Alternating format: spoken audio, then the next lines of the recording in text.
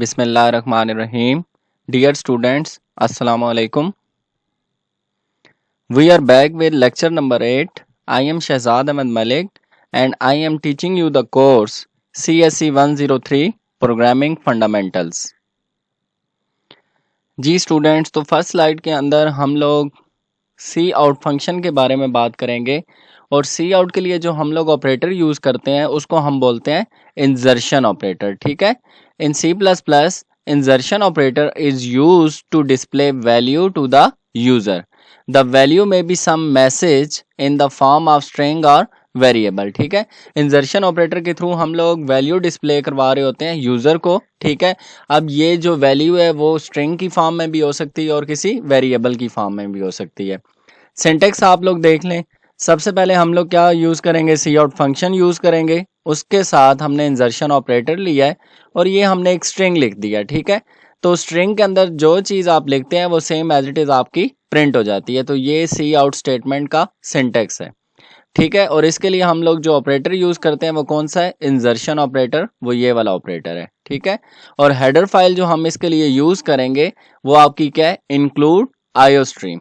ठीक है. सी out function के लिए जो हेडर फाइल हम लोग यूज़ करते हैं वो कौन सी है, include IO stream. Traditional C plus plus की अगर हम लोग बात करें तो उसमें हम लोग IO stream dot H use करते हैं. डॉट एच का मतलब क्या है कि ये आपकी हेडर फाइल है, एक्सटेंशन है. लेकिन हम क्योंकि ANSI स्टैंडर्ड को यूज़ कर रहे हैं तो इसके अंदर हम डॉट एच नहीं यूज़ करते और इसमें हम एक एक्स्ट्रा चीज़ जो यूज़ कर रहे हैं वो है यूजिंग नेम स्पेस STD और लास्ट में हम क्या देंगे, सेमीकोलन. ये ऑलरेडी हम बड़ी ब्रीफली एक्सप्लेन कर चुके हैं ये तमाम चीज़ें, pre processor directive, using name space STD. तो आपको पता होना चाहिए कि ट्रेडिशनल सी प्लस प्लस के अंदर हम लोग एक्सटेंशन यूज़ करते हैं, लेकिन जो अब हम स्टैंडर्ड ANSI स्टैंडर्ड यूज़ कर रहे हैं उसके अंदर हम ये चीज़ यूज़ नहीं करेंगे, यानी एक्सटेंशन हम लोग नहीं देंगे. जी स्टूडेंट, तो अब हम लोग क्या है, हम लोग सी आउट का जो फंक्शन है उसको डायग्राम के थ्रू एक्सप्लेन करते हैं. सबसे पहले देखें हमारे पास क्या है, वेरिएबल या मैसेज है. ठीक है. हमने ऑलरेडी पढ़ा था कि जो हमारा सी प्लस प्लस के अंदर इंजर्शन ऑपरेटर है वो use to display value to the user. ठीक है. वो किसके थ्रू कर रहा होता है, इंजर्शन ऑपरेटर के थ्रू हो रहा है. तो इंजर्शन ऑपरेटर यहाँ पे क्या है, यूजर को कोई वैल्यू डिस्प्ले करवाने जा रहे हैं इन द फॉर्म ऑफ स्ट्रिंग और वेरिएबल. ठीक है. तो ये आपका सी आउट फंक्शन है. अब यहाँ पे आपको कोई वैल्यू डिस्प्ले होने जा रही है आउटपुट स्क्रीन के ऊपर, तो इसको जो नेम दिया गया है वो ऑब्जेक्ट. ठीक है. हमने ऑलरेडी पढ़ा था कि जो आपका ऑब्जेक्ट कोड होता है वो आपकी क्या होती है, आउटपुट फाइल होती है, एग्जीक्यूटेबल फाइल होती है. तो ऑब्जेक्ट यहाँ पे आपको क्या है, कोई वैल्यू प्रिंट करवाने के लिए शो करवा रहा है. तो वो किस पे होगा, आपकी आउटपुट स्क्रीन के ऊपर. आपका मॉनिटर है, आपका लैपटॉप है, जो भी है उसके ऊपर अब आपको आउटपुट स्क्रीन पे वेरिएबल या मैसेज इंजर्शन ऑपरेटर के थ्रू शो होगा. जी स्टूडेंट, तो नेक्स्ट जो हमारा फंक्शन है दैट इज सी इन, और सी इन को हम लोग एक्सट्रैक्शन ऑपरेटर के थ्रू यूज़ करते हैं. एक्सट्रैक्शन ऑपरेटर का जो सिंबल है उसको हम इन सिंबल से रिप्रेजेंट करते हैं. ठीक है. In C plus plus extraction operator is use to accept value from the user. ठीक है. इसमें हम लोग क्या कर रहे हैं, हम यूज़र से वैल्यू गेट कर रहे हैं. User can able to accept value from user and that value gets stored inside value container and that is variable. ठीक है. यूजर क्या है, वो वैल्यू एक्सेप्ट कर रहा है, हम लोग वैल्यू देंगे और वो वैल्यू क्या है, आपकी किसी कंटेनर के अंदर जाके स्टोर हो जाएगी. मींस कंटेनर क्या है आपका, यहाँ पे वेरिएबल, वो मेमोरी लोकेशन है. इसके सिंटेक्स के बारे में हम लोग देखते हैं. सिंटेक्स जो है इसका क्या है, यहाँ पे हम सीन फंक्शन यूज़ करेंगे और उसके साथ एक्सट्रैक्शन ऑपरेटर यूज़ करेंगे और यहाँ पे हम लोग क्या देंगे, वेरिएबल. ठीक है. वेरिएबल की कोई भी वैल्यू देगा यूज़र देगा और एंड पे आपने क्या यूज़ करना है, सेमीकोलन. ठीक है. सेम यहाँ पे वही चीज़ बताई गई है कि हेडर फाइल, इसके लिए आपने आईओ स्ट्रीम यूज़ करनी है. ट्रेडिशनल सी प्लस प्लस में डॉट एच यूज़ करते हैं, लेकिन जो अभी हम स्टैंडर्ड यूज़ कर रहे हैं उसमें डॉट एच यूज़ नहीं करेंगे और उसके साथ using name space STD semicolon के साथ हम लोग यूज़ करते हैं. जी, तो अब सी इन फंक्शन को हम लोग डायग्राम के थ्रू देख लेते हैं. ठीक है. सबसे पहले आप देखें कीबोर्ड से वैल्यू जो है वो यूज़र दे रहा है. ठीक है. तो यहाँ पे आपका सीन क्या है, यूज़र ने वैल्यू गेट की है, उसके बाद एक्सट्रैक्शन ऑपरेटर ने वो वैल्यू एक्सेप्ट की और वैल्यू किसी मेमोरी लोकेशन के अंदर जाके स्टोर करवा दी है. ठीक है. अब इसमें देखें यहाँ पे आपको बाई डायरेक्शनल एरो नज़र आ रहे हैं. ठीक है. बाई डायरेक्शनल एरो का क्या मतलब है कि टू वे कम्युनिकेशन हो रही है। यहाँ पे क्या है, वेरिएबल में वैल्यू स्टोर हुई, उसके बाद प्रोसेसिंग हुई, दोबारा वैल्यू क्या है यूजर को अब शो होने जा रही है ना आउटपुट स्क्रीन के ऊपर। तो अब जो आउटपुट स्क्रीन के ऊपर कोई भी वैल्यू जब प्रोसेस होने के बाद यूजर को मिलेगी तो वो किस फॉर्म में होगी, ऑब्जेक्ट की फॉर्म में होगी, यानी एग्जीक्यूटेबल आपकी फाइल है, लोडेबल फाइल है, ठीक है। तो इसमें आपकी टू वे कम्युनिकेशन है और सी आउट के केस में आपकी वन वे कम्युनिकेशन है। तो आई होप सो अब आपको ये क्लियर हो गया होगा डायग्राम के थ्रू। जी स्टूडेंट, तो अब हम एक एग्जांपल को देखते हैं। सबसे पहले हम प्रॉब्लम स्टेटमेंट को देखेंगे। इसमें बताया गया है कि यूज़र जो है वो 3 डिजिट नंबर जो है वो इंटर करेगा और जो भी नंबर वो इंटर करेगा उसका रिवर्स ऑर्डर हमें आउटपुट में शो होना चाहिए। एग्जांपल के तौर पे आप लोग देखें कि यूज़र ने 1 2 3 इंटर किया, ठीक है, तो उसका रिवर्स ऑर्डर क्या बनेगा 3 2 1। अब इस प्रॉब्लम स्टेटमेंट को देखते हुए हम इसका प्रोग्राम राइट करते हैं। जी स्टूडेंट, तो सबसे पहले देखें हमने एक वेरिएबल लिया है नंबर के नेम से, ठीक है। उसके बाद हमने सिंपल यहाँ पे क्या किया है, एक स्ट्रिंग डिस्प्ले करवाया इंटर 3 डिजिट नंबर। उसके बाद हमने यहाँ पे सीन फंक्शन यूज़ किया, ठीक है। इसका मतलब क्या है कि नंबर जो है वो कौन इंटर करेगा, यूज़र इंटर करेगा। तो उसके लिए हम सीन फंक्शन यूज़ करते हैं। सबसे पहले आप देखें यहाँ पे हमने जो स्टेटमेंट दिया वो ये है कि जो भी नंबर यूज़र इंटर करे वो सबसे पहले मॉड 10, ठीक है, यानी नंबर मॉड 10। इसमें क्या होगा, आपको रिमाइंडर ये कैलकुलेट करके बताएगा कि उसका रिमाइंडर क्या सेट हुआ है। फिर नेक्स्ट स्टेटमेंट में क्या कह रहे हैं हम लोग कि अब नंबर को हम क्या करेंगे 10 से डिवाइड करेंगे और जो वैल्यू आएगी वो नंबर वेरिएबल के अंदर आके स्टोर हो जानी चाहिए, ठीक है। सेम वही स्टेटमेंट हम दोबारा यहाँ पे लिख रहे हैं। सबसे पहले हमने क्या किया, नंबर मॉड 10। अब यहाँ पे जो नंबर है वो कौन सा नंबर आएगा, जो यूज़र ने एंटर किया है वो वाला नंबर नहीं, बल्कि ये वाला नंबर जो प्रोसेस होने के बाद नंबर वेरिएबल के अंदर उसकी वैल्यू स्टोर हुई है, तो वो वाली वैल्यू हम यहाँ पे लेंगे, उसका मॉड 10 कैलकुलेट करेंगे, ठीक है। उसके बाद वही नंबर को हम लोग 10 से डिवाइड करेंगे और जो वैल्यू हमें मिलेगी वो नंबर वेरिएबल के अंदर स्टोर हो जाएगी। और लास्ट में हम लोग क्या कह रहे हैं, सी आउट नंबर, ठीक है। लास्ट में हमारे पास नंबर के अगेंस्ट 1 डिजिट रह जाएगा, तो 1 डिजिट जो भी रह जाएगा वो same as it is print हो जाएगा। यानी जब हम इस स्टेटमेंट को एग्जीक्यूट करेंगे तो इसके अगेंस्ट हमें जो वैल्यू मिलेगी वो क्या मिलेगी 3, इसके अगेंस्ट हमें वैल्यू मिलेगी 2 और लास्ट में हमारा डिजिट क्या रह जाएगा 1। तो आउटपुट स्क्रीन पे देखें यूज़र ने 1 2 3 एंटर किया है, तो उसका रिवर्स ऑर्डर क्या बनेगा 3 2 1।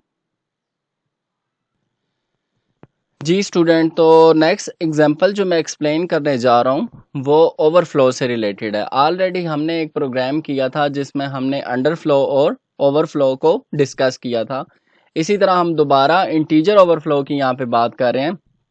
आपको पता है कि जब भी हम इंटीजर डेटा टाइप लेते हैं तो उसके अगेंस्ट या हमें 2 बाइट कैपेसिटी मिल रही होती है और लेटेस्ट आजकल आपने देखा होगा कि इंटीजर को 4 बाइट ऑफ मेमोरी एलोकेट कर दी गई है, ठीक है। तो अब हमने सबसे पहले क्या करना है, एक वेरिएबल लेना है जिसको वैल्यू असाइन कर दी है 1000, ठीक है, और उसकी डेटा टाइप क्या है, इंटीजर। अब सबसे पहले हमने क्या किया है, हमने सी आउट करवा दी है, स्ट्रिंग है, और सी आउट क्या करवा दी है एन, जो हमने वेरिएबल लिया है। तो फर्स्ट टाइम जब ये इंस्ट्रक्शन कंपाइल होने के बाद एग्जीक्यूट होगी तो एन के अगेंस्ट हमें वैल्यू क्या आउटपुट स्क्रीन पे शो होगी 1000। तो ये देखें आपको यहाँ पे शो होगी है। नेक्स्ट स्टेटमेंट में मैंने क्या किया है, n equals to n asterisk 1000, ठीक है। तो n की वैल्यू यहाँ पे क्या है 1000 है जो हमें एग्जीक्यूट हुई है। तो 1000 को हम 1000 से मल्टीप्लाई करेंगे तो जो वैल्यू आएगी वो किस वेरिएबल में जाके स्टोर हो जाएगी, n वेरिएबल के अंदर, और इसको हम क्या करवा रहे हैं, प्रिंट।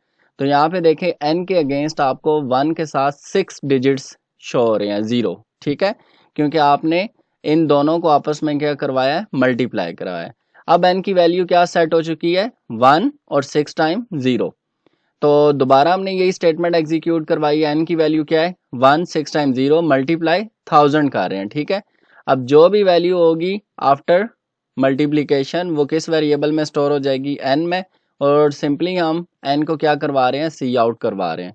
तो n के अगेंस्ट आप देखें जो हमारे पास वैल्यू आई है वो 1, और यहाँ पे देखें हमारे पास कितने टाइम 0 है, 3 6 9 टाइम 0 हो चुके हैं, क्लियर। दोबारा हम लोग यही स्टेटमेंट एग्जीक्यूट करवाने जा रहे हैं। इंस्ट्रक्शन हमने दी है एन स्टैरिक 1000, तो एन की वैल्यू अब क्या है 1 9 टाइम 0 मल्टीप्लाई 1000।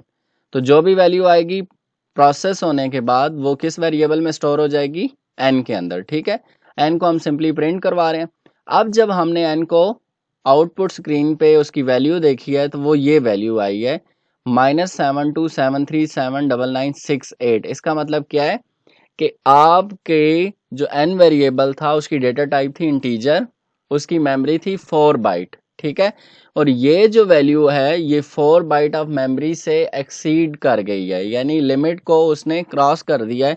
तो हमेशा आपको पता होना चाहिए कि जब आप लिमिट को एक्सीड कर देते हैं, लिमिट से ज़्यादा ऊपर चले जाते हैं, क्रॉस कर देते हैं, तो हमेशा आपको जो वैल्यू मिलेगी वो नेगेटिव साइन के साथ मिलेगी। और नेगेटिव साइन जो है वो किस चीज़ को रिप्रेजेंट कर रहा होता है, ओवरफ्लो को। ठीक है, कि आप कैपेसिटी से ज़्यादा एक्सीड कर गई आपकी वैल्यू। तो आई होप सो अब आपको इंटीजर ओवरफ्लो का कंसेप्ट जो है वो क्लियर हो गया होगा। जी स्टूडेंट, तो नेक्स्ट जो हमारा ऑपरेटर है वो है कंडीशनल टर्नरी ऑपरेटर, या हम इसे टर्नरी ऑपरेटर भी बोलते हैं और कंडीशनल टर्नरी ऑपरेटर भी बोलते हैं। तो कंडीशनल ऑपरेटर हमारा क्या करता है, सबसे पहले हमारी एक्सप्रेशन को एवेल्युएट करेगा। ठीक है, इसका मतलब क्या है कि कंडीशन को सबसे पहले वो चेक करेगा। ठीक है, जब वो कंडीशन को चेक करेगा तो आपको कोई एक वैल्यू वो जो है रिटर्न करेगा। अब वो वैल्यू कैसे रिटर्न करेगा, यहाँ पे देखें क्वेश्चन मार्क आया है। अब जब कंडीशन चेक होगी तो सबसे पहले देखा जाएगा कि कंडीशन अगर आपकी सेटिस्फाई होगी या कंडीशन अगर आपकी ट्रू है तो वो जो आपकी स्टेटमेंट 1 होगी वो क्या है, आपकी स्टेटमेंट 1 जो है एवेल्युएट हो जाएगी, और स्टेटमेंट 1 पे जो भी आपका रिजल्ट होगा, जो भी चीज़ आप यहाँ पे मेंशन करेंगे वो आउटपुट स्क्रीन पे आ जाएगा। ठीक है, यानी स्टेटमेंट 1 ट्रू हो चुकी है तो ये वाली चीज़ एग्जीक्यूट होगी। अब अगर आपकी कंडीशन सेटिस्फाई नहीं हो रही, ठीक है, जब सेटिस्फाई नहीं है तो फिर क्या होगा, वो स्टेटमेंट 1 के ऊपर नहीं जाएगा बल्कि जो आपकी सेकंड एक्सप्रेशन है स्टेटमेंट 2 उसके ऊपर चला जाएगा, और वहाँ पे जो चीज़ होगी उसको एग्जीक्यूट करवा के आपकी आउटपुट स्क्रीन पे शो करवा देगा। अब इसके सिंटेक्स को जानना ज़रूरी है। सबसे पहले देखें, हम कंडीशनल टर्नरी ऑपरेटर के अंदर कंडीशन देते हैं, उसके बाद क्वेश्चन मार्क आएगा, क्वेश्चन मार्क के बाद हम लोग स्टेटमेंट 1 देंगे। ठीक है, और फिर हम यहाँ पे कॉलन साइन यूज़ करेंगे, कॉलन साइन के बाद आपकी स्टेटमेंट 2 आ जाएगी। तो ternary operator exactly work as if else statement. ठीक है, इफ एल्स स्टेटमेंट में भी क्या होता है कि अगर इफ की कंडीशन ट्रू है तो ये स्टेटमेंट 1 एग्जीक्यूट हो जाए, अगर ये फॉल्स है तो आपकी स्टेटमेंट 2 यानी एल्स स्टेटमेंट पे चला जाए। ठीक है, तो अब इस सिंटेक्स के थ्रू आपको कंडीशन टर्नरी ऑपरेटर जो है समझ आ चुका होगा। जी स्टूडेंट, तो अब हम इस टर्नरी ऑपरेटर को इसकी एग्जांपल देखते हैं और इसको प्रोग्राम की सूरत में राइट करके देखते हैं कि टर्नरी ऑपरेटर को हम प्रोग्रामिंग के अंदर किस तरह यूज़ करेंगे। तो सबसे पहले आप देखें, हमने दो वेरिएबल्स डिक्लेयर करवाए हैं, एक फर्स्ट नंबर के नाम से और दूसरा सेकंड नंबर के नाम से। ठीक है, इन दोनों में आपको एक चीज़ नज़र आ रही होगी कि यहाँ पे हमने कौन सा केस यूज़ किया है, कैमल केस यूज़ किया। ठीक है, देखें फर्स्ट लेटर जो है, फर्स्ट वर्ड जो है वो आपके स्मॉल है और सेकंड वर्ड का फर्स्ट लेटर कैपिटल कर दिया, ये कैमल केस को रिप्रेजेंट कर रहा है। सबसे पहले हमने क्या किया है, सी आउट स्टेटमेंट यूज़ की है और उसमें हमने इंटरफास्ट नंबर स्ट्रिंग प्रिंट करवा दिया। ठीक है, और हमने साथ ही सीन फंक्शन यूज़ किया है कि फर्स्ट नंबर की वैल्यू जो है वो यूज़र देगा रन टाइम के ऊपर। इसी तरह सी आउट स्टेटमेंट में हमने सेकंड नंबर को एंटर करवाया है, ये same as it is message print होगा, और हमने क्या किया है, सीन फंक्शन यूज़ किया है, यानी सेकंड नंबर की वैल्यू भी यूज़र से ये गेट करेगा, रन टाइम पे यूज़र देगा। ठीक है, यहाँ पे स्टूडेंट आप देखें, यहाँ पे हमारा टर्नरी ऑपरेटर अप्लाई हो रहा है। ठीक है, तो टर्नरी ऑपरेटर का सिंटेक्स क्या था कि सबसे पहले हम लोग कंडीशन देंगे और कंडीशन को हम पैरेंथेसिस के अंदर लिखेंगे। सही है, तो देखें हमने यहाँ पे क्या है, first number is greater than second number, ये आपकी कंडीशन है। उसके बाद हमने सिंटेक्स में देखा था कि हमने क्वेश्चन मार्क देना है, वो आ गया, और फिर हमने कहा था कि फर्स्ट स्टेटमेंट स्टेटमेंट 1 आनी चाहिए, तो सी आउट के अगेंस्ट ये आपकी स्टेटमेंट 1 है। ठीक है, उसमें हमने क्या क्या है कि अगर ये कंडीशन ट्रू हो जाती है तो क्या आउटपुट पे आए, फर्स्ट नंबर इज ग्रेटर। ठीक है, उसके बाद हमने कहा था कि कॉलन साइन यूज होगा और कॉलन साइन के बाद स्टेटमेंट 2 वाली एक्सप्रेशन आएगी।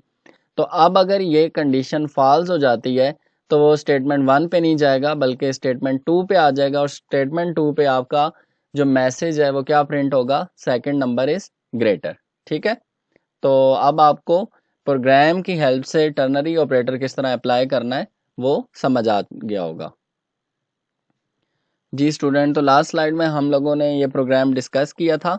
अब जब हम इस प्रोग्राम को कंपाइल करेंगे तो एग्जीक्यूशन जब इसकी होगी तो आप देखें आउटपुट स्क्रीन पे सबसे पहला मैसेज जनरेट होगा, एंटर फर्स्ट नंबर, और उसके अगेंस्ट यूज़र वैल्यू देगा। ठीक है, क्योंकि हमने सीन फंक्शन यूज़ किया है तो यूज़र ने क्या एंटर किया, 12। इसी तरह आपका सेकंड मैसेज जनरेट हुआ, एंटर सेकंड नंबर, यूज़र ने वैल्यू एंटर की 15। टर्नरी ऑपरेटर के थ्रू कंडीशन चेक हुई, तो कंडीशन जब चेक हुई तो उसमें जो आपकी फर्स्ट कंडीशन थी वो फॉल्स हो गई है और सेकंड कंडीशन थी वो सेटिस्फाई हो गई है।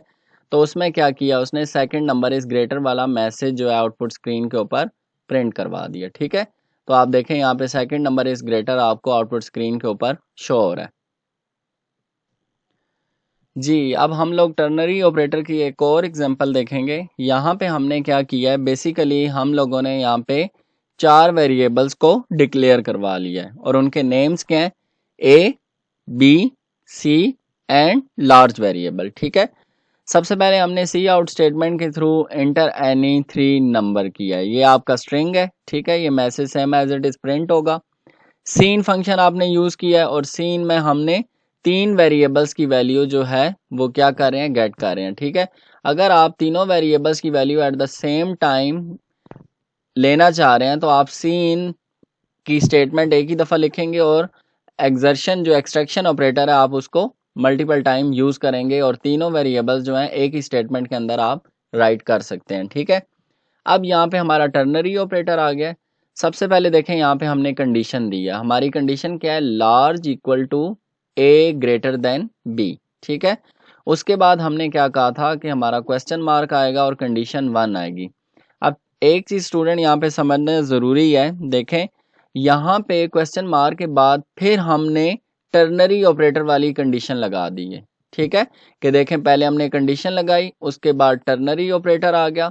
ए जो है वो स्टेटमेंट 1 को एक्सप्रेस कर रहा है, फिर हमने कॉलन साइन दिया, और सी किसको एक्सप्रेस कर रहा है, स्टेटमेंट 2 को। ठीक है, तो इसीलिए इसको मैंने पैरेंथेसिस के अंदर लिख दिया है कि सबसे पहले कंडीशन चेक को, कंडीशन अगर सेटिस्फाई कर रही है फर्स्ट वाली तो ए वाली स्टेटमेंट प्रिंट हो जाए, अगर सेटिस्फाई नहीं कर रही तो सी वाली स्टेटमेंट प्रिंट हो जाए। ठीक है, अब देखें दोबारा हम लोग यहाँ पे क्या यूज़ कर रहे हैं, कॉलन साइन, यानी अब हम स्टेटमेंट 2 की बात कर रहे हैं और स्टेटमेंट 2 के अंदर फर्दर फिर हमने क्या कर दिया, टर्नरी ऑपरेटर अप्लाई कर दिया। और यहाँ पे मैंने क्या किया है, बी इज ग्रेटर देन सी, ये कंडीशन लगाई है, क्वेश्चन मार्क, और अगर स्टेटमेंट 1 जो है आपकी कंडीशन सेटिस्फाई हो जाती है तो बी वाला रिजल्ट प्रिंट होगा, एल्स आपका सी वाला रिजल्ट प्रिंट होगा। और लास्ट में मैंने क्या किया, सी आउट स्टेटमेंट के थ्रू ये स्ट्रिंग लिखा है, लार्ज नंबर इज, और यहाँ पे आपका जो लार्ज वेरिएबल है अब उसमें जो वैल्यू स्टोर हो चुकी है वो यहाँ पे आके लार्ज में चली गई है, लार्ज वेरिएबल के अंदर, तो जो वैल्यू भी होगी वो यहाँ पे प्रिंट करवा देगा। ठीक है, तो अब आपको एक चीज़ क्लियर होगी कि अगर हम लोग यानी मल्टीपल टर्नरी ऑपरेटर्स यूज़ करना चाहें, मल्टीपल टर्नरी कंडीशंस यूज़ करना चाहें, तो फिर हमने ये वाला मेथड अप्लाई करना है। इस केस में क्या हो रहा है, लास्ट स्लाइड के अंदर हम लोग जस्ट 2 वेरिएबल्स को कंपेयर कर रहे थे ना, लेकिन जब आप 2 से ज़्यादा वेरिएबल्स को कंपेयर करेंगे कि मतलब इसमें लार्जेस्ट वैल्यू कौन सी है, तो फिर आपने इस तरह कंडीशन को सेटिस्फाई करवाना है, यानी स्टेटमेंट आप फिर इस तरह राइट करेंगे। तो अब आपको ये क्लियर हो गया होगा कि मोर देन 2 वेरिएबल्स जब आ जाएं तो फिर आपने क्या करना है, फिर आपने टर्नरी जो ऑपरेटर है, टर्नरी कंडीशनल ऑपरेटर है, उसको इस तरह अप्लाई करना है। अब देखें जब आप इसको कंपाइल करेंगे तो सबसे पहले क्या है, एंटर एनी 3 नंबर मैसेज आपका प्रिंट हुआ। ठीक है, सी इन फंक्शन के थ्रू आपसे ए बी सी वेरिएबल की वैल्यू गेट कर रहा है, तो ए की वैल्यू आपने 5 दी, बी की वैल्यू आपने 7 दी और सी की वैल्यू 2 दी है। ठीक है, फिर आपका सी आउट में ये मैसेज प्रिंट हुआ, लार्जेस्ट नंबर इस, और इस कंडीशन के ऊपर जब चेक हुआ तो उसने देखा कि आपका जो सेकंड नंबर है बी वेरिएबल, उसकी वैल्यू क्या है, लार्जेस्ट है। तो आपकी जो लार्जेस्ट वैल्यू है वो लार्ज वेरिएबल के अंदर आके स्टोर हो चुकी है और वो कौन सी थी, 7। तो देखें यहाँ पे largest number is 7 output screen पे आपको शो हो रही है। जी स्टूडेंट, तो अब हम लोग बात कर रहे हैं nested size of operator. Size of जो है वो आपका फंक्शन है। हम ये कहना चाह रहे हैं यहाँ पे कि अगर एक फंक्शन के अंदर आप दूसरा फंक्शन यूज़ करना चाहते हैं तो उसको क्या बोलते हैं, नेस्टेड फंक्शन। ठीक है, तो अब हम देखते हैं कि हमने सिंपल क्या किया है। हमने दो वेरिएबल्स लिए हैं, num1 और num2 के नेम से। ठीक है, अब हमने सी आउट स्टेटमेंट यहाँ पे ली है और उसमें क्या किया है, साइज ऑफ फंक्शन हमने लिया है। ठीक है, और फंक्शन की पहचान क्या होती है, वेरिएबल नेम के साथ हम पैरेंथेसिस लेते हैं। तो ये हमारा पैरेंथेसिस आ चुका है और हमने साइज ऑफ फंक्शन के अंदर क्या है, नेस्टेड फंक्शन बना लिया है। हमने क्या किया है, num1 को मल्टीप्लाई कर रहे हैं दोबारा साइज ऑफ फंक्शन के साथ, और साइज ऑफ फंक्शन के अंदर हमने जो पैरामीटर पास करवा दिया है वो num2 को पास करवा दिया है। ठीक है, यानी ये आपका ये जो है ये आपका नेस्टेड साइज ऑफ ऑपरेटर बन चुका है। और ऑपरेटर हम यहाँ पे कौन सा यूज कर रहे हैं, मल्टीप्लीकेशन। क्लियर है कि यानी एक फंक्शन के अंदर आप मजीद एक और फंक्शन यूज कर रहे हैं, इसको बोलते हैं नेस्टेड। ठीक है, फंक्शन विद इन फंक्शन। जी स्टूडेंट, तो नेक्स्ट जो अब हम लोग फंक्शन पढ़ने जा रहे हैं जो कि हमारा लाइब्रेरी फंक्शन है वो है सेट डब्ल्यू फंक्शन। ठीक है, सेट डब्ल्यू फंक्शन को हम लोग बोलते हैं सेटिंग फील्ड विड्थ। ठीक है, और फंक्शन की पहचान क्या है, उसके साथ पैरेंथेसिस आएगा। ये आपका सेट डब्ल्यू फंक्शन है। सेट डब्ल्यू is library function in C plus plus. ठीक है, तो पहला पॉइंट जो है वो आप ये नोट डाउन कर लें कि ये आपका लाइब्रेरी फंक्शन। लाइब्रेरी का फंक्शन का मतलब क्या है कि बिल्ट इन फंक्शन है जो कि आपके कंपाइलर के अंदर एम्बेड कर दिया गया है using pre processor directive. Second point is, जब भी आप सेट डब्ल्यू फंक्शन को डिक्लेयर करेंगे तो वो किसके अंदर डिक्लेयर होगा, हैश इंक्लूड आयो मैनिप। ये आपका क्या है, प्री प्रोसेसर डायरेक्टिव है, मींस आपकी हेडर फाइल है। यानी जब भी आपने प्रोग्राम के अंदर सेट डब्ल्यू फंक्शन यूज करना है तो आपको एक एक्स्ट्रा चीज जो है राइट करने पड़ेगी, वो आपका ये प्री प्रोसेसर डायरेक्टिव है जो सेट डब्ल्यू फंक्शन के लिए यूज होता है। वो कौन सा है, आयो मैनिप हेडर फाइल। ठीक है, आपको याद होगा कि सी आउट सी इन के लिए हम आयो स्ट्रीम यूज कर रहे हैं, तो जब हम सेट डब्ल्यू फंक्शन यूज करेंगे तो उसके लिए आयो मैनिप यूज करना है, ये आप मेक श्योर कर लें।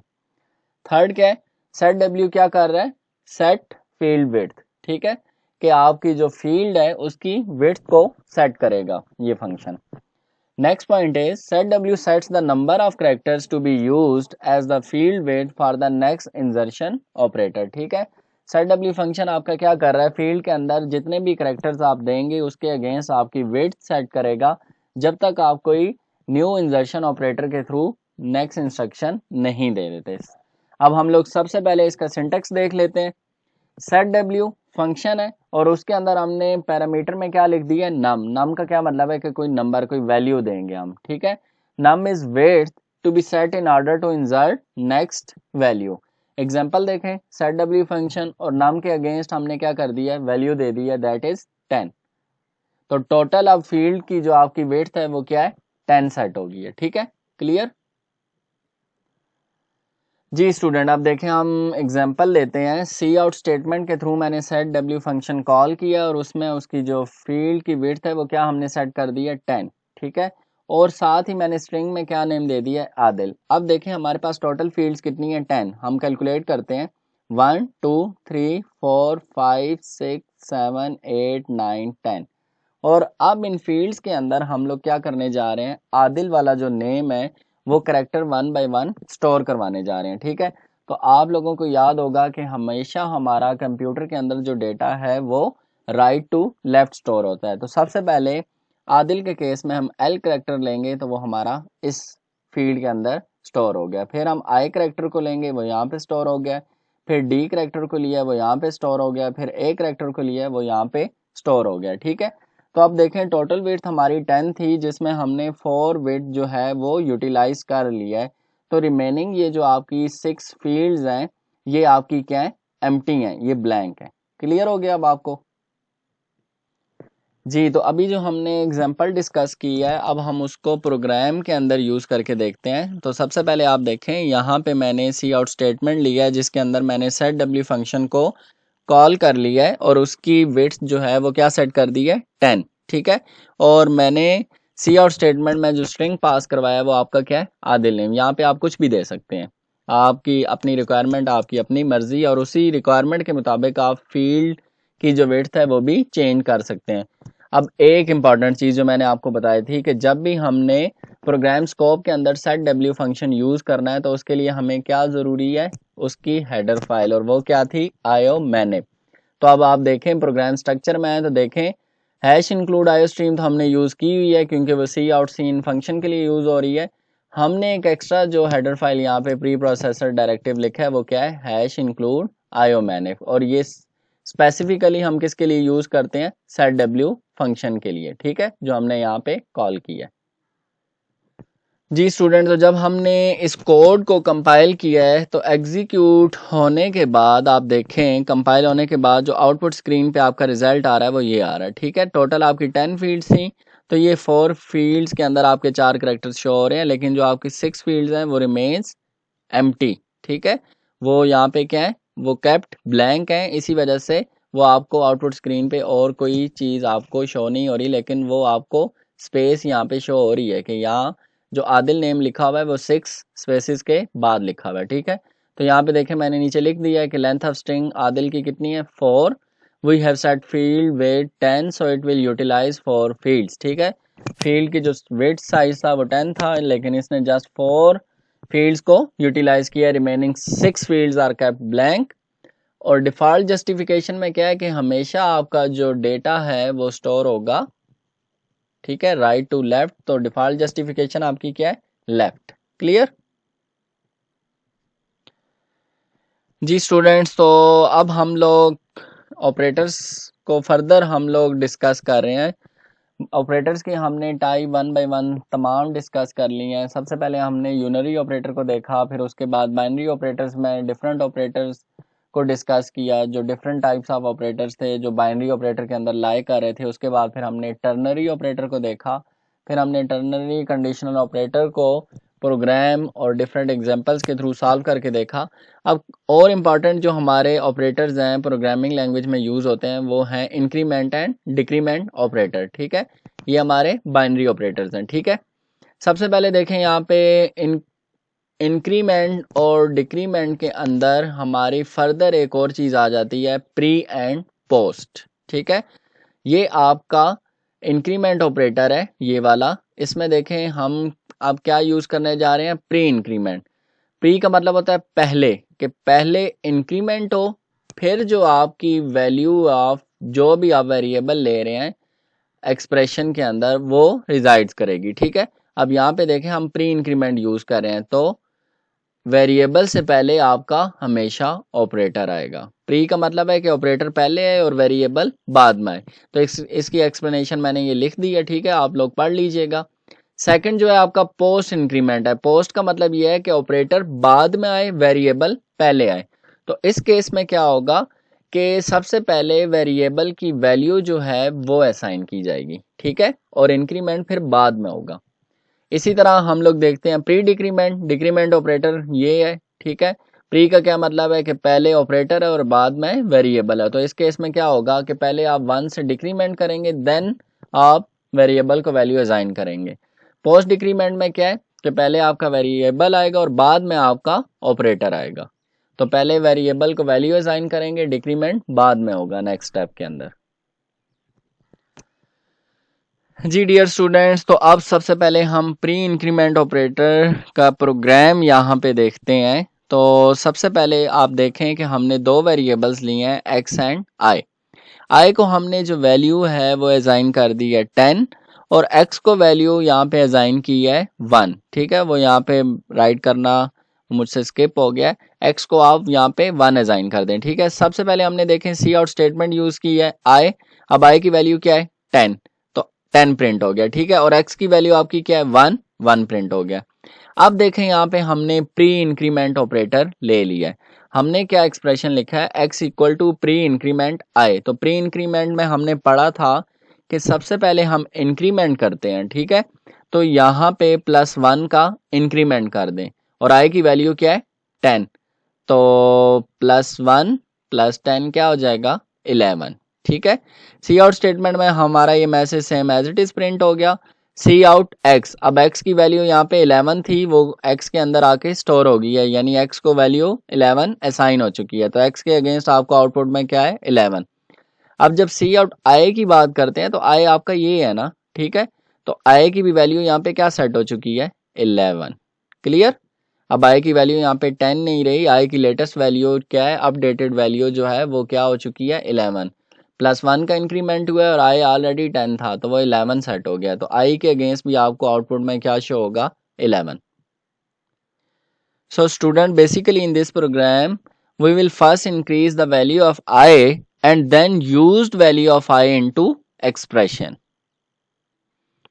जी स्टूडेंट, तो नेक्स्ट जो हमारा ऑपरेटर था वो था पोस्ट इंक्रीमेंट। पोस्ट इंक्रीमेंट में हमने पढ़ा था कि पहले वेरिएबल आएगा और बाद में ऑपरेटर आएगा, ठीक है, सेम वही प्रोग्राम है।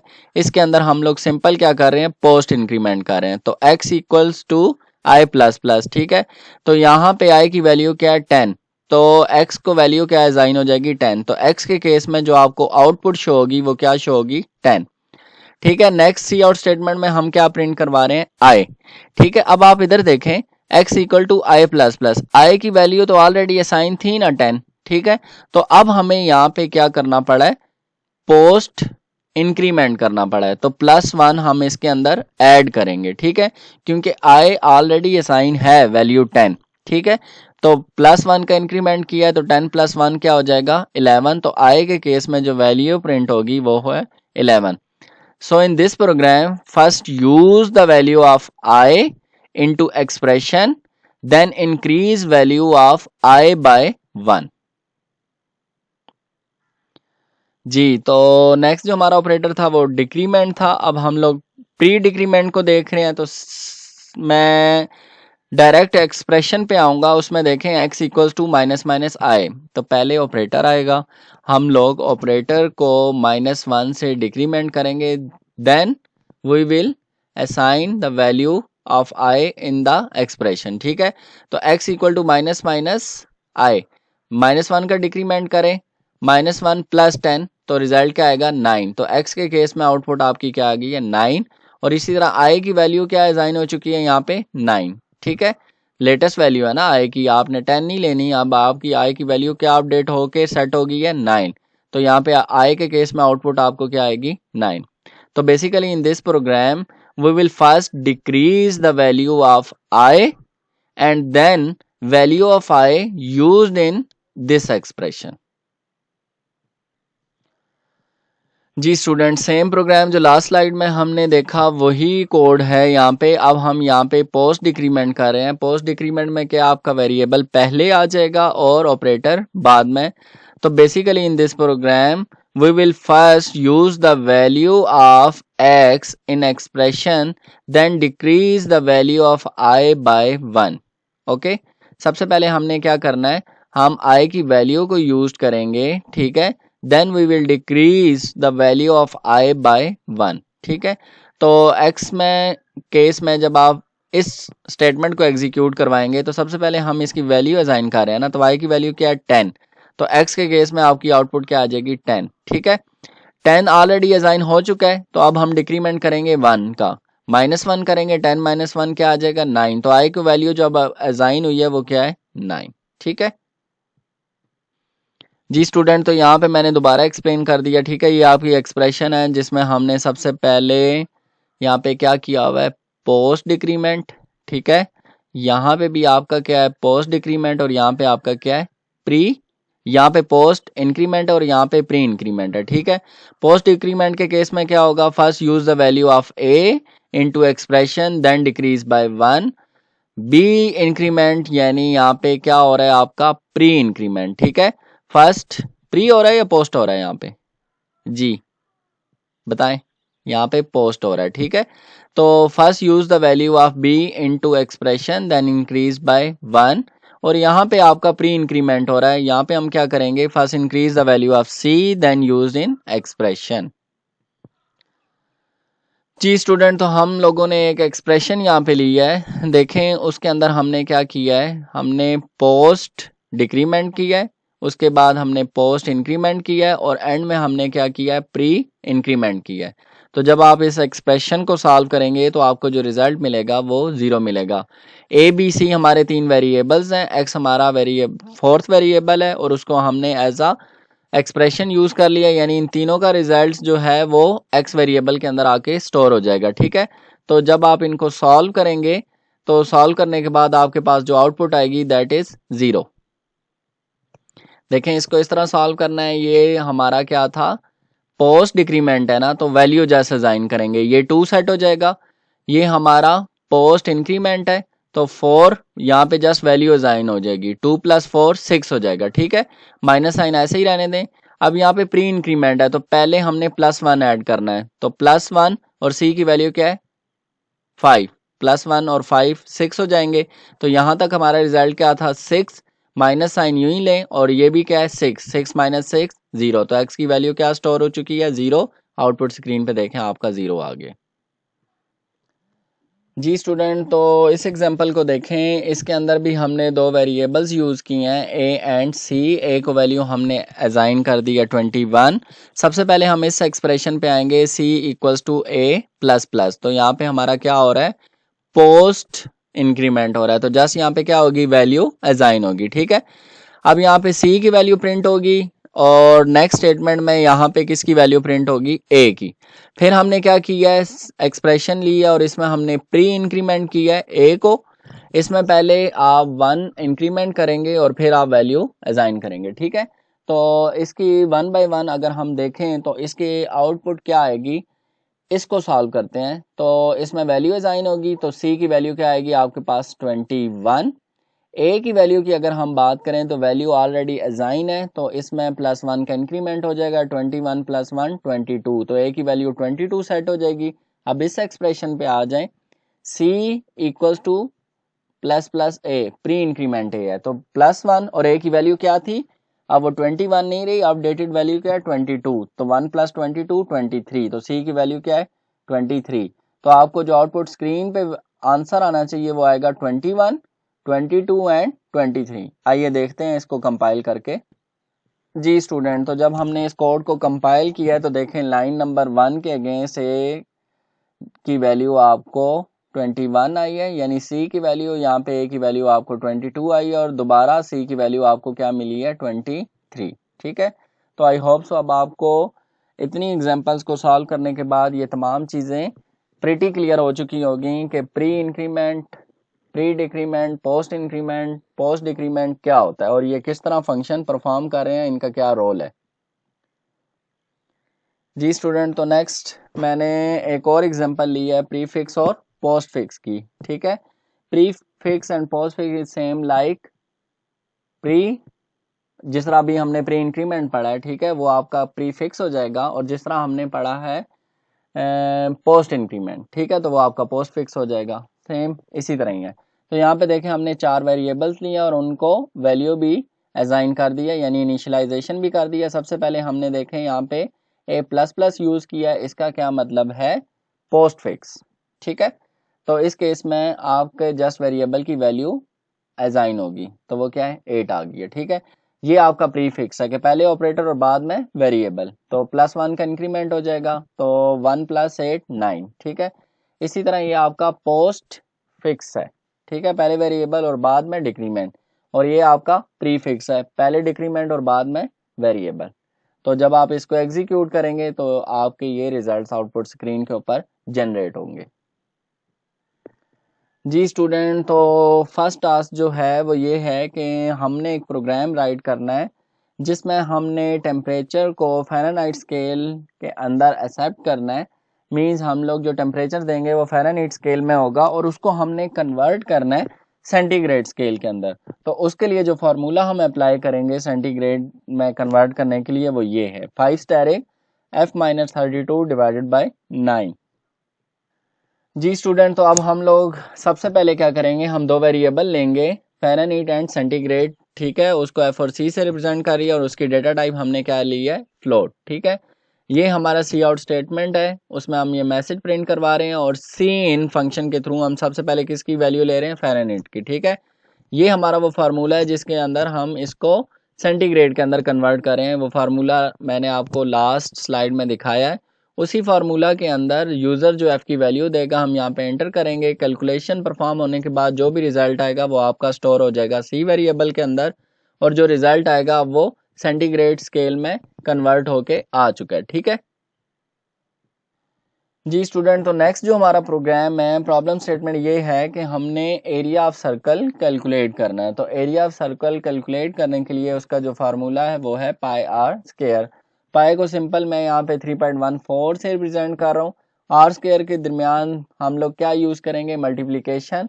तो यहाँ पे स्टेरिक साइन यूज़ कर लिए हैं, यानी हम रेडियस को 2 टाइम्स मल्टीप्लाई कर रहे हैं। ठीक है जी स्टूडेंट, तो सबसे पहले देखें हमने दो वेरिएबल्स ले लिए हैं, एक आर रिप्रेजेंट कर रहा है रेडियस को, और दूसरा एरिया, और दोनों की डेटा टाइप क्या है, फ्लोट। ठीक है, आर की वैल्यू हम यूजर से गेट करेंगे, इसलिए हमने यहाँ पे सीन फंक्शन यूज किया। एरिया कैलकुलेट करने का ये फार्मूला है।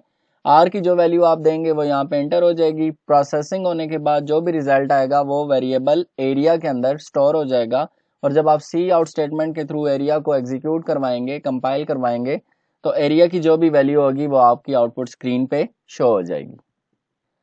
जी स्टूडेंट, तो टास्क नंबर 3 ये है कि हमने दो वेरिएबल्स लेने हैं या दो नंबर्स लेने हैं, और उसको चेक करना है कि वो पॉजिटिव है या नेगेटिव है यूजिंग टर्नरी ऑपरेटर। अगर आप यहाँ पे दो वेरिएबल्स लेंगे तो हमें टर्नरी ऑपरेटर की दो दफ़ा कंडीशन यूज़ करनी पड़ेगी। ठीक है, लेकिन यहाँ पे हम लोग इस स्टेटमेंट के अंदर, इस प्रोग्राम के अंदर, इस टास्क के अंदर हम एक वेरिएबल ले रहे हैं, क्योंकि यहाँ पे देखें स्टेटमेंट में मैंने लिखा है नंबर इज पॉजिटिव और नेगेटिव। तो एक ही नंबर के थ्रू हम चेक कर सकते हैं कि वो नंबर पॉजिटिव है या नहीं है, यानी हम यहाँ पे एक वेरिएबल लेंगे। जी, तो ये एक सिंपल प्रोग्राम है। ठीक है, टर्नरी ऑपरेटर का सबसे पहले देखें हमने कंडीशन लगाई, उसके बाद क्वेश्चन मार्क दिया, स्टेटमेंट 1 के अगेंस्ट हमने ये दे दिया, फिर हमने कॉलन साइन यूज़ किया और स्टेटमेंट 2 के अगेंस्ट ये दे दिया। तो ये आपका टर्नरी ऑपरेटर यहाँ पे अप्लाई हुआ है। जी स्टूडेंट, तो नेक्स्ट एग्जांपल देखें। नेक्स्ट एग्जांपल भी हम टर्नरी ऑपरेटर के थ्रू सॉल्व करेंगे, और इसमें भी हम एक ही वेरिएबल लेंगे और उसको चेक करेंगे कि वो इवन है या ऑड। बाकी प्रोग्राम को मैं एक्सप्लेन नहीं कर रहा, क्योंकि हम टर्नरी ऑपरेटर को मल्टीपल टाइम एक्सप्लेन कर चुके हैं। इवन और ऑड की कंडीशन को चेक करने के लिए हम सिंपल क्या करेंगे, जो भी वेरिएबल ले रहे हैं हम उसको mod divided by 2 equals to 0। ठीक है, उसको 2 से डिवाइड करेंगे, और उसका मॉड अगर 0 के इक्वल आ जाता है तो वो आपका नंबर इवन होगा, अदरवाइज आपका नंबर क्या होगा, ऑड। जी स्टूडेंट, तो ये हमारा टास्क नंबर 5 है। आपने क्या करना है, C++ प्रोग्राम राइट करना है, जिसके अंदर स्टेटमेंट जो है वो ये है कि which accepts days as integer and display total number of years, months and days in it. ठीक है, इसमें ये बताया जा रहा है कि आपने जो डेज लेने हैं वो इंटीजर में लेने हैं। ठीक है, और वो क्या आपको डिस्प्ले में दे, total number of years, months and days calculate कर दे। फॉर एग्जाम्पल देखें, मैंने यहाँ पे लिखा है कि if user input as 856 days, तो अब वो किस उस इन डेज को किस में कन्वर्ट करेगा, सबसे पहले ईयर्स में कन्वर्ट करेगा, फिर मंथ्स में, और फिर डेज में भी। तो देखें उसकी आउटपुट जब आएगी तो वो क्या करेगा, it should be 2 years 4 months and 6 days।